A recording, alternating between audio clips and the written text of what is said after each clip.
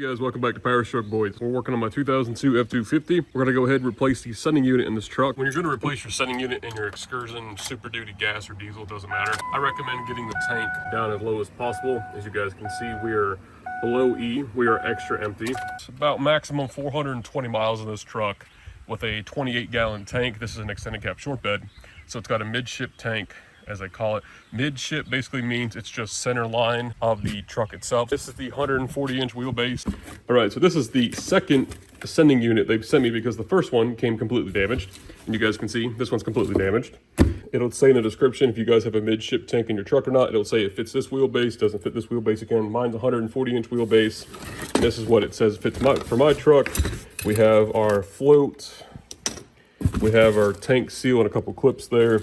And then we have our poorly packaged sending unit.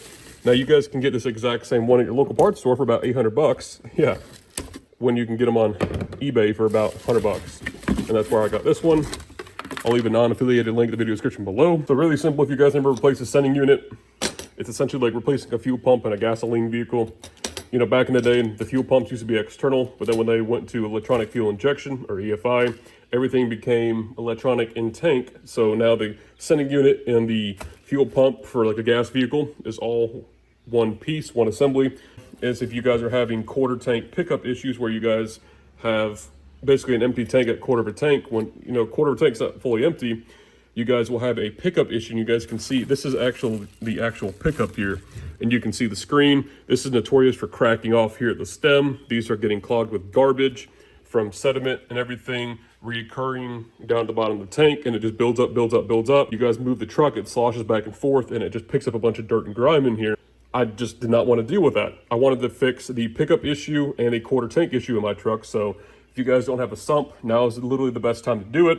But we're going to go ahead, we're going to take this pickup off. I'll explain more of that later. And you guys see we have our 3/8 feed, and then we have our 5/16 return. So if you guys want, you guys can still pick up off the 3/8, which is plenty enough. All right, so what we're gonna do, we need to go ahead and drop the skid plate.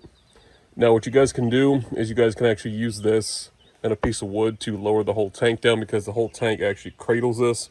But obviously you have a couple straps that are held in by two 13mm bolts. All right, so once we get the skid plate out, you guys can either use this or you guys can just use a piece of wood in the bottom of the tank. Again, I like to use the tank, or I like to do it when the tank's completely empty. Just makes it easier and you guys can really manipulate it.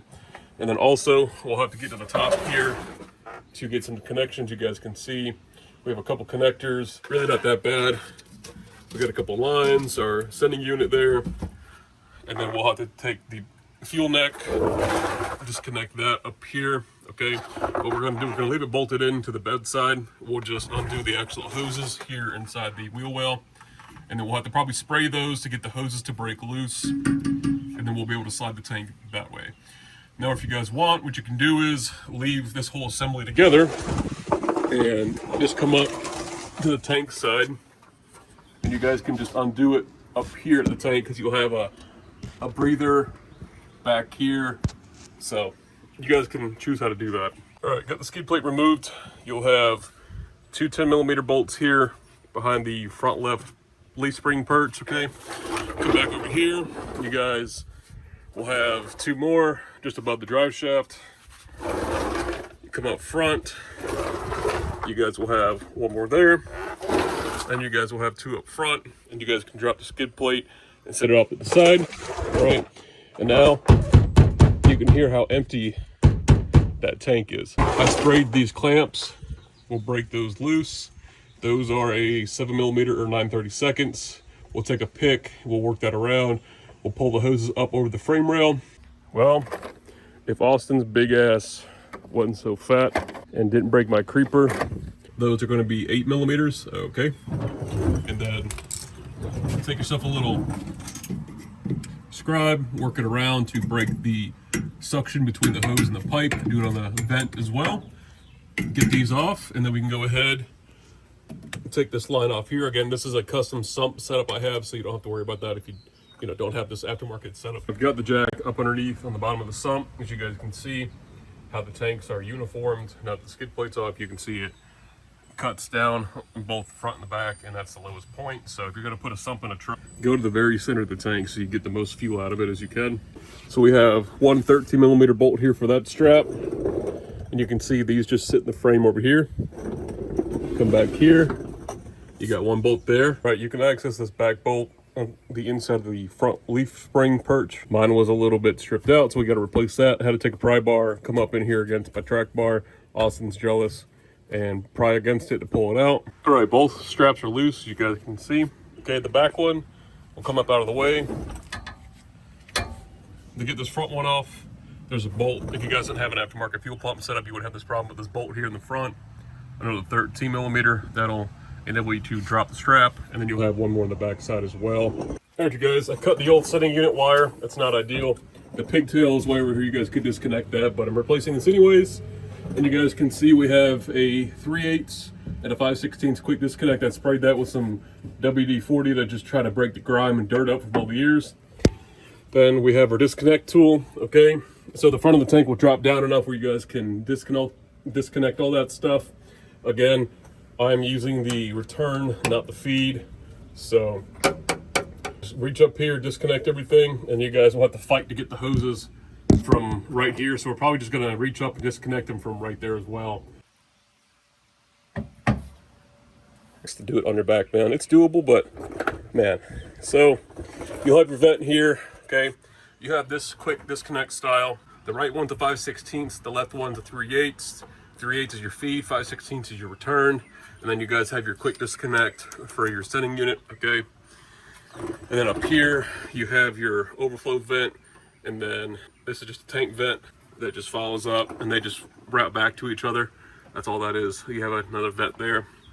Okay, and then the big filler neck hose, 9 times out of 10, you can leave it on the tank itself on this side.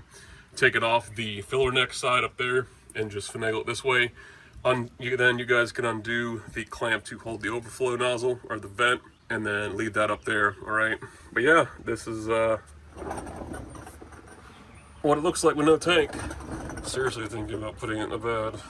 Little trick for you, if you guys can't get your locking ring off your fuel tank for your Ford, go to Harbor Freight and get these big three-way adjustable oil filter pliers, and you guys can use the little teeth it has to actually latch on to the lock ring itself. Unit, is the float on the unit or not? Yeah, it's on there. All right, you guys, here's our old setting unit. Pretty crusty, not gonna lie. All right, you guys, we have the new one and the old one. I went ahead and took the new float, put it on the new one. It's easy, you just turn it around. It slides in, clips in that little retainer clip there. And you can see the float's a little bit different design. This one's on the outside. The arm on this one's on the inside. So this reading way out here versus this reading about half that length. And then here's our old connector.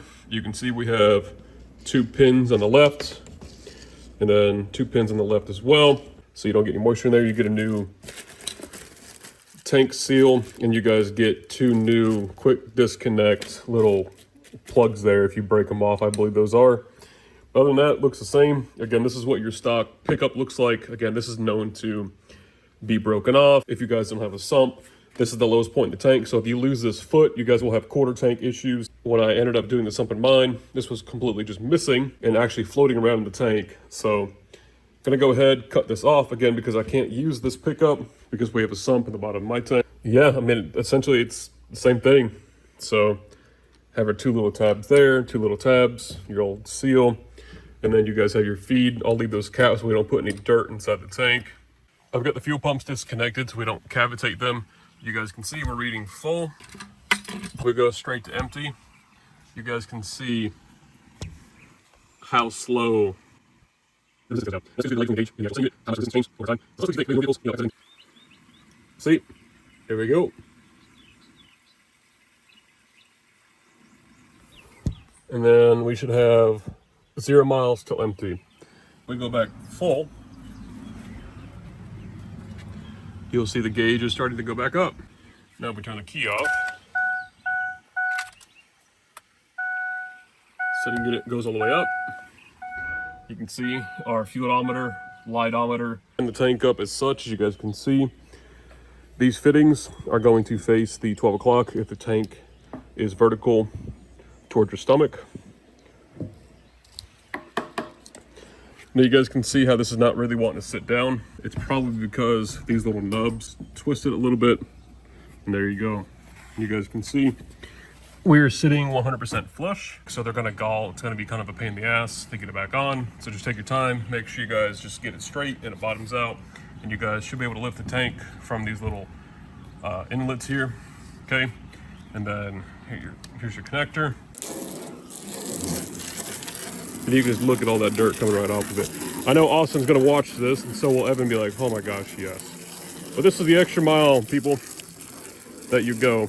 And I'm not worried about getting water inside the tank. You guys can see all the outlets, or the inlets, are facing away from me. So a little bit of water won't hurt anybody, plus this tank is basically empty. So the dilution, I'm not worried about it, so. Anyways, our setting unit plugged in. I had to take the O-ring out, wouldn't let it connect all the way, so we got that connected.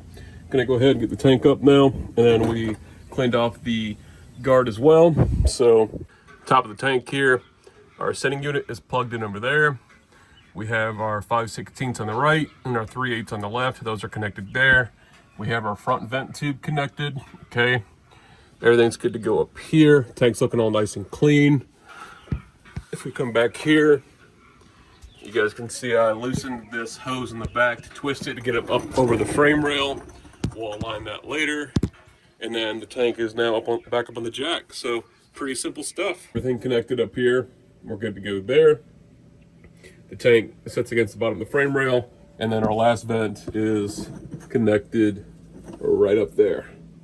And now from this point, we need to go ahead and put the dust shield back on. Or heat shield, whatever you want to call it, just protects from shit from the drive shaft. All right, you guys, well, that's how to install a new setting unit in your F250, F350 Ford Excursion. As always, thank you guys for watching. Remember, leave a like, comment, subscribe, and we'll see you guys in the next video.